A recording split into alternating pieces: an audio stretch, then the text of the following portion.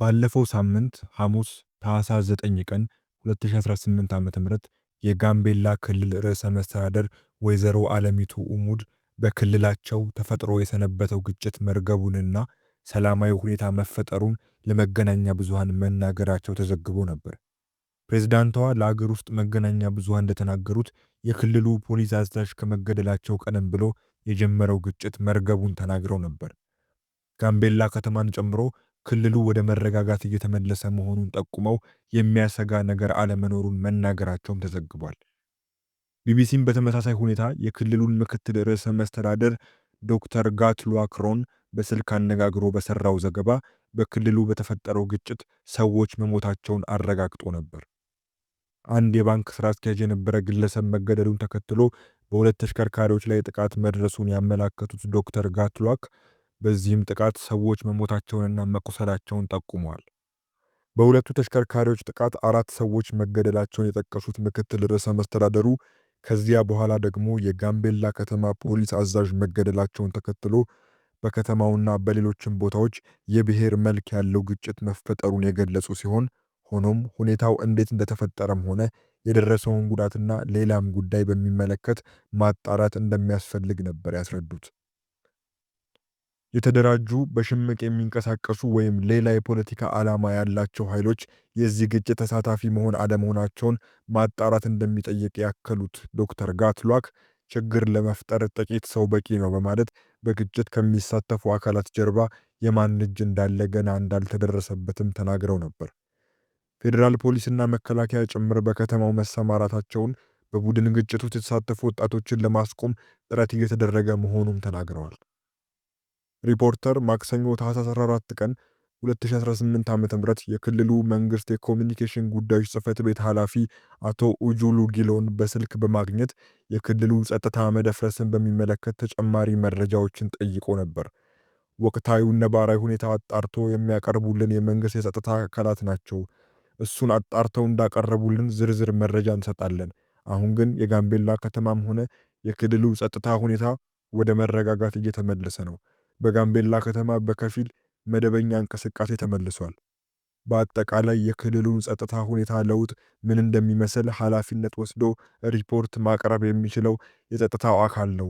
እሱ እንደደረሰንም እናቀርባለን በማለት አቶ ኡጁሉ ለሪፖርተር መረጃቸውን ሰጥተው ነበር።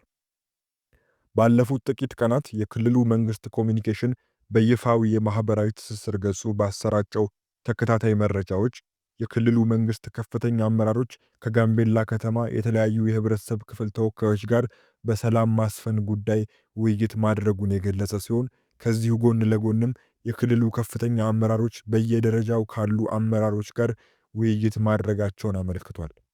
ይህንንም በክልሉ ሰላምና መረጋጋት ለመፍጠር ወሳኝ እርምጃ ብሎታል። ባለፈው ሳምንት መገባደጃ የጋምቤላ ክልል መንግስት በይፋ ባወጣው መግለጫ ደግሞ በክልሉ በደረሰው ግጭት እጃቸው ያለበት አካላትን በቁጥጥር ስር አውሎ ለፍርድ የማቅረብ ስራ እየሰራ መሆኑን በመጥቀስ ለህብረተሰቡ የሰላም ጥሪ ማቅረቡን አትቷል። ድንገተኛ ፍተሻ ማድረግ፣ የሰሌዳ ቁጥር የሌላቸውን ተሽከርካሪዎች በቁጥጥር ስር ማዋል ጨምሮ ሌሎች የሰላም ማስከበር ስራዎችን የጸጥታ አካላት እያከናወኑ መሆናቸው በመግለጽ ህብረተሰቡ ለጸጥታ አካላቱ የተለመደ ትብብሩን እንዲያደርግ መንግስት አሳውቋል። ከጸጥታ አካላት በስተቀር ማንም ግለሰብ ወይም ቡድን ጦር መሳሪያ ይዞ ከተገኘ ህጋዊ እርምጃ እንደሚወስድም የክልሉ መንግስት ጥብቅ ማስጠንቀቂያ ሰጥቷል።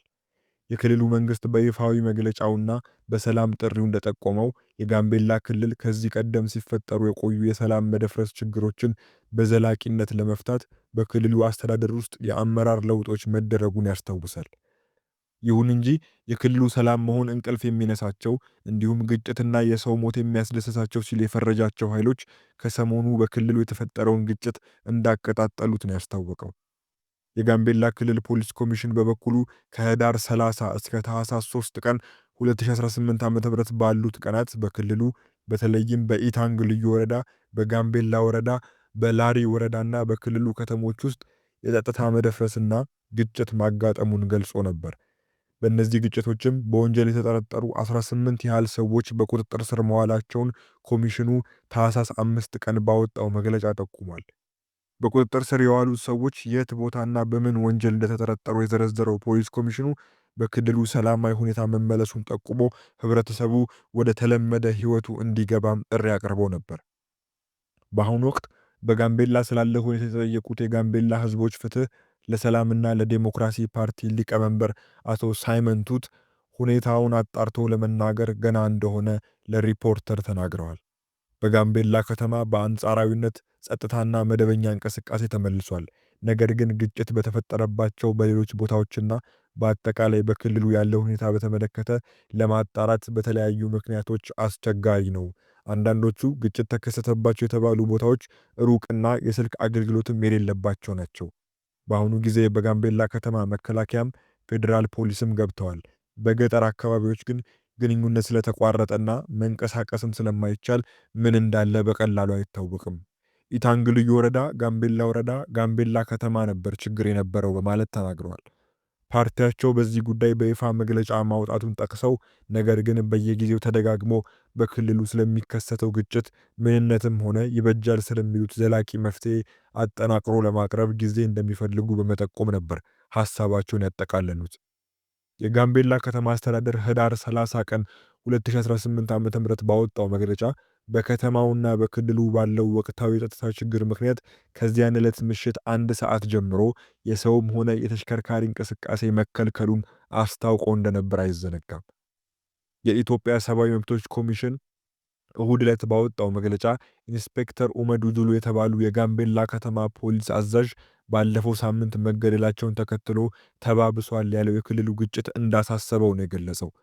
ግጭቶቹ በክልሉ ነዋሪዎች ሰብአዊ መብቶች ላይ ጉዳት የሚያደርሱ ሆነው እንዳገኛቸው የጠቀሰው ኢሰመኮ መንግስት ተጨማሪ የጸጥታ አካላትን በመላክ ችግሩን እንዲያስቆም ጠይቋል። ኢሰመኮ ይህ መግለጫ ይፋ እስከተደረገበት ጊዜ ድረስ ባሰባሰበው መረጃ በጋምቤላ ከተማ አስተዳደር የጋምቤላ ከተማ ፖሊስ ጽሕፈት ቤት አዛዥ የነበሩት ዋና ኢንስፔክተር ኡመዱ ጁሉ መገደልን ተከትሎ በከተማውና በአካባቢው ባሉት ወረዳዎችና ቀበሌዎች ግጭት ተፈጥሮ በተለያዩ አካባቢዎች የተኩስ ልውውጥ ሲካሄድ መቆየቱን፣ በዚህም ሳቢያ የሰዎች ሕይወት መጥፋቱንና የአካል ጉዳት መድረሱን፣ የሰዎችንና የመጓጓዣ አማራጮችን እንቅስቃሴ የሚገድብ የሰዓት እላፊ በክልሉ መንግስት መጣሉን፣ ባንኮችንና የመንግስት መስሪያ ቤቶችን ጨምሮ በርካታ አገልግሎት ሰጪ ተቋማት አገልግሎት ማቋረጣቸውን ተገንዝቧል ይላል በመግለጫው። አያይዞም የኢሰመኮ ዋና ኮሚሽነር ብርሃኑ አዴሎ መንግስት ተጨማሪ የጸጥታ አካላትን በማሰማራት አጥፊዎችን በቁጥጥር ስር በማዋል ክልሉን እንዲያረጋጋ መጠየቃቸውንም ገልጿል።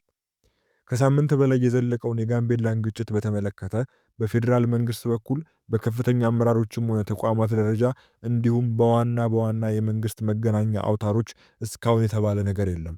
ይህ ደግሞ የጋምቤላ ክልልን ወቅታዊ ሁኔታ በተመለከተ በማህበራዊ መገናኛ ዘዴዎች የሚካሄደውን ጎራ የለየ የቃላት መወራወርና ግጭት የማራገብ ድርጊት እንዳስፋፋው እየተነገረ ነው። ዘገባው የሪፖርተር ጋዜጣ ነው።